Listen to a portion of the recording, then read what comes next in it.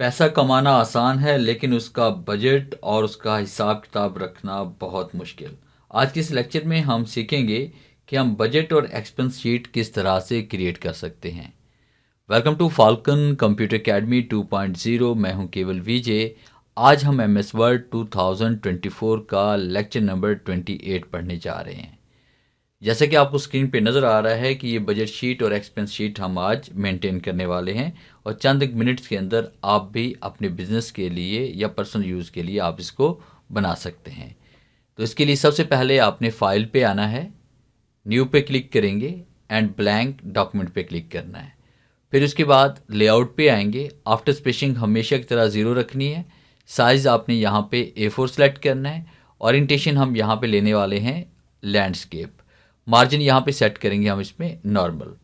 और उसके बाद फिर हम इसका जूम यहाँ पे क्लिक करके बढ़ा देंगे। और जूम बढ़ाने के बाद फिर आपने यहाँ पे इसकी हेडिंग टाइप करनी है।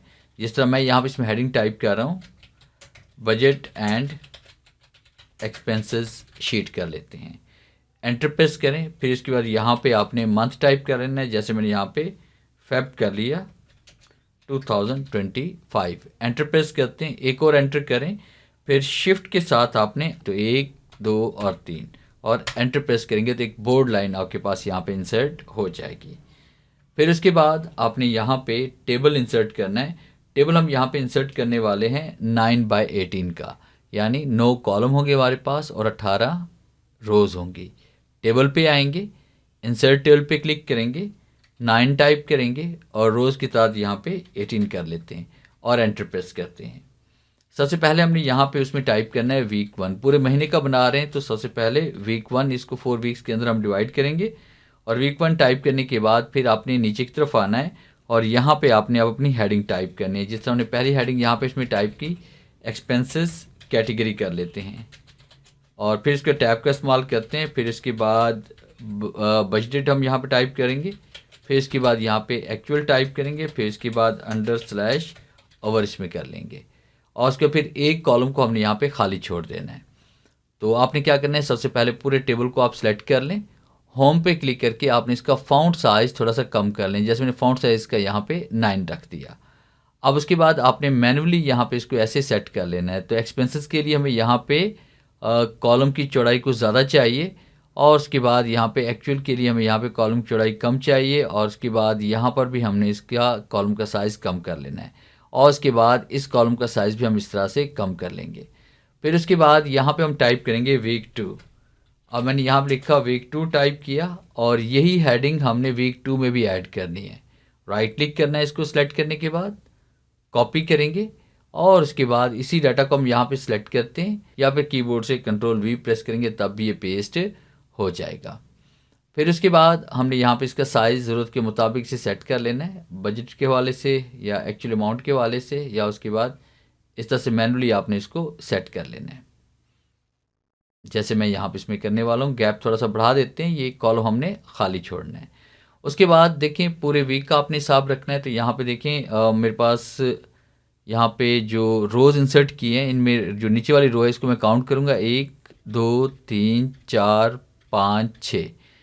6 डेज़ का रिकॉर्ड यहाँ पे हम रख लें। ऑफिस के वाले से संडे ऑफ होता है, इसी वाले से करके यहाँ पे मैंने 6 रोज़ को यहाँ पे ऐड किया और यहाँ मैंने टाइप किया टोटल। और टोटल ऐड करने के बाद फिर हम यहाँ पे नीचे की तरफ आएंगे और यहाँ पे हम टाइप कर लेंगे इसमें वीक 3 कर लेते हैं और फिर उसको टैब का इस्तेमाल करके आपने आगे चले जाना है और यहाँ पे कर लेंगे टोटल और इसी के नीचे हम टाइप कर लेंगे वीक 4। अब उसके बाद फिर आप यहाँ पे क्लिक करें। क्लिक करने के बाद आपने टेबल पे आना है और सिपलेट टेबल पे हम क्लिक करेंगे ताकि ये ऊपर वाला हिस्सा अलग हो जाए, नीचे वाला हिस्सा अलग हो जाए। इसी तरह से फिर हमने यहाँ पे 6 रोज़ का गैप देना और उसके बाद उसमें ये हेडिंग टाइप करेंगे।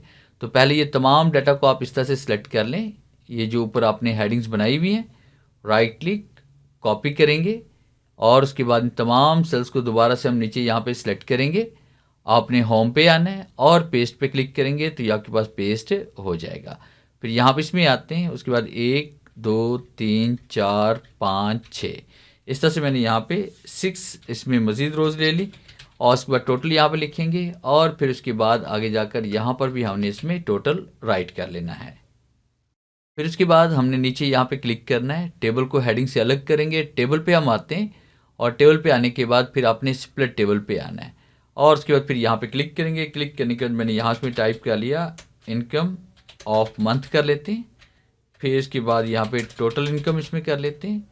फिर इसके बाद यहाँ इसमें कर लेते हैं टोटल एक्सपेंसेस इसमें हम कर लेते हैं और फिर उसके बाद यहाँ पे हम टाइप कर लेते हैं नेट इनकम इसमें कर लेते हैं और उसके बाद फिर आपने मैनुअली इसको यहाँ पे इसमें सेट कर लेना है। जैसे मैं यहाँ इसमें क्लिक करके इसको सेट करने जा रहा हूँ ऐसे, और इसका साइज़ यहाँ पे कम कर लेंगे ताकि एक ही पेज के ऊपर एक ही सेल के ऊपर हमारे पास यहाँ पे एडजस्ट हो जाए। और उसके बाद फिर हमने क्या करना है कि यहाँ पे ये जो कॉलम हमारे पास है इसको हमने इसके मुताबिक रखना है ताकि ऊपर और नीचे वाले कॉलम की जो हमारे पास जो चौड़ाई है ये एक जैसी होनी चाहिए।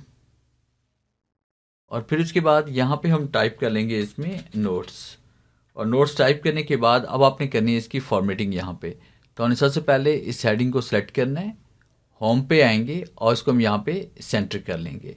सेंटर करने के बाद आपने इसी डाटा को सिलेक्ट करना है। फिर उसके बाद आपने होम टैब पे आना है, यहाँ पे क्लिक करेंगे और उसके बाद कोई भी अच्छा सा फॉन्ट अप्लाई करना है जिसकी हाइट ज़्यादा हो। आप इम्पैक्ट भी अप्लाई कर सकते हैं, उसके अलावा कुछ और भी फॉन्ट यहाँ पे दे सकते हैं। तो इसका फॉन्ट साइज हम यहाँ बढ़ाकर इसको कर लेते हैं 24/24 इसे कर लेते हैं। फिर उसके बाद हमने यहाँ पे ये जो हमारे पास हेडिंग्स हैं हमने सबसे पहले इसको सिलेक्ट करना है। जैसे मैंने फर्स्ट कीजिए इसको मैंने सेलेक्ट किया और सेलेक्ट करने के बाद टेबल लेआउट पे आते हैं, इसको हम यहाँ पे कर लेते हैं मर्ज और होम पे क्लिक करके मैंने इसको कर लिया यहाँ पे बोल्ड कर लिया है और इसका 1 पॉइंट साइज़ मैंने यहाँ पे बढ़ा दिया है। फिर उसके बाद मैंने यहाँ पे फॉर्मेट पेंटर पे क्लिक किया, इसको यहाँ पे सिलेक्ट किया, इसी डाटा को दोबारा सेलेक्ट करते हैं तमाम सेल्स को, टेबल्स पे आते हैं एंड मर्ज पे क्लिक करते हैं। फिर उसके बाद आपने इसी हेडिंग को सिलेक्ट करना है, होम पे आते हैं, फॉन्ट पेंटर पे आते हैं, इसको पहले एक साथ अप्लाई कर लेते हैं, होम पे क्लिक करते हैं, इसको हम एक साथ अप्लाई कर लेते हैं। इस तरह से फॉर्मेट पेंटर पे क्लिक करके आपने ये नोट्स हैं आपके पास। फिर उसके बाद आपने ये डाटा आपने सेलेक्ट करना है और इसको आप यहाँ से बोल्ड कर लेंगे। अब उसके बाद आपने क्या करना है कि इन तमाम सेल्स को आप सेलेक्ट करें यहाँ पे, जैसे मैं यहाँ पे इसमें करने वाला हूँ। ये वाली जो हमारे पास वीक 1 की हेडिंग्स हैं इसमें अपनी मर्जी का आप कलर कोई भी अप्लाई कर सकते हैं। इसको हम बोल्ड कर लेते हैं और उसको यहाँ से सेंटर में कर लेना है। फिर इसी तरह से हमने इसी डाटा को सिलेक्ट किया, कलर दिया, बोल्ड किया और यहाँ पे सेंटर कर लिया। फिर इसके बाद इस डाटा को हमने सेलेक्ट किया और कीबोर्ड से F4 प्रेस करेंगे तो भी ये सेंटर हो जाएगा। जो लास्ट एक्शन आपने अप्लाई किया था वो यहाँ पे अप्लाई हो जाता है। तो आपने इसको बोल्ड कर लेना है और उसके बाद इसमें कलर स्कीम वगैरह इस तरह से अप्लाई कर लेनी है। सेलेक्ट करना है, सेंटर करेंगे, कलर देंगे और उसके बाद आपने इसको बोल्ड कर लेना है।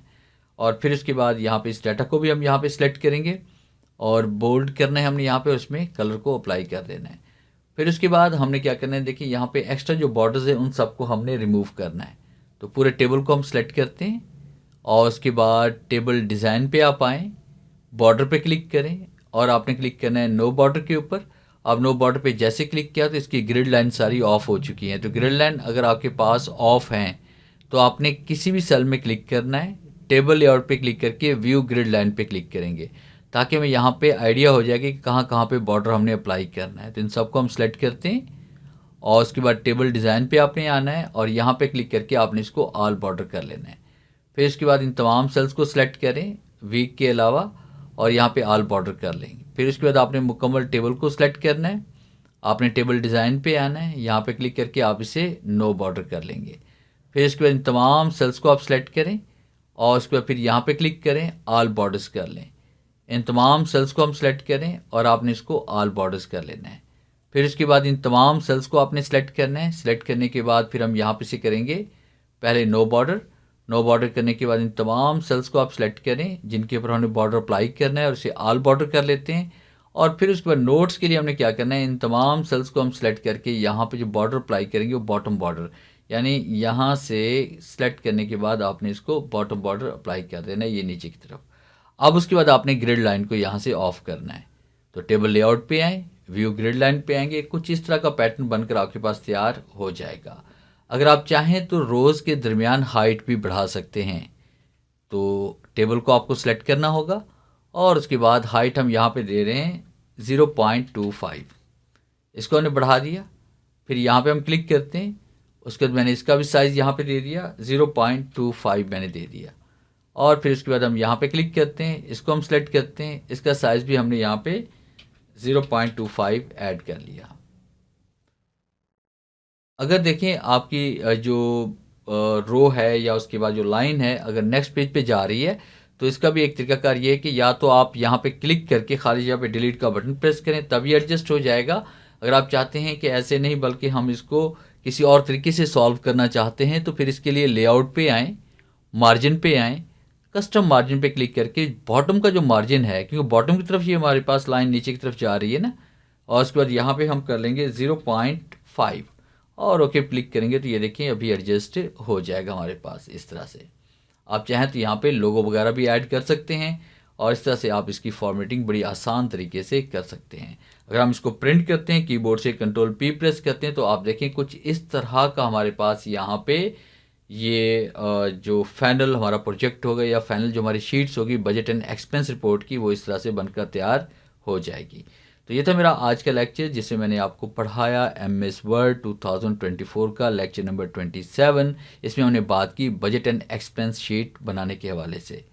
उम्मीद है आज के इस लेक्चर में ज़रूर कुछ नया सीखने को मिला होगा। वीडियो अच्छी लगी है तो इसे लाइक कीजिए, और अगर आप मेरे चैनल पे नए हैं और इस तरह की वीडियोस आप डेली देखना चाहते हैं और डेली कुछ ना कुछ न्यू लर्न करना चाहते हैं, तो इस चैनल को जल्दी से सब्सक्राइब कर लें और बेल के आइकन पे क्लिक करके ऑल नोटिफिकेशन को ऑन कर लें ताकि आने वाली हर न्यू वीडियो सबसे पहले आप तक पहुंचे। तो मिलते हैं हम नेक्स्ट लेक्चर में, तब तक के लिए गुड बाय।